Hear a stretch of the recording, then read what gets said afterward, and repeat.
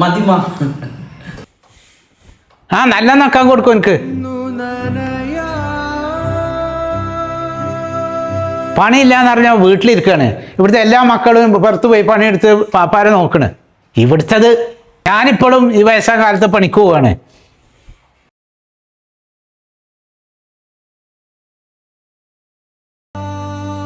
തരാത്തതൊക്കെ ഞാൻ എന്ത് ചെയ്യാനാണ്?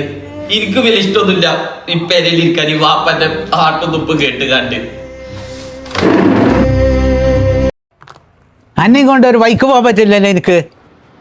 കാണുന്നവരൊക്കെ ചോദിക്കുക പണിയായില്ലേ എന്ന്. എനിക്ക് 10-27 വയസ്സായില്ലേ, എനിക്ക് നാണല്ലേ എനിക്ക്? ഈ പെരയിൽ നിന്ന് എനിക്ക് ഇറങ്ങിപ്പോയിക്കൂടെ?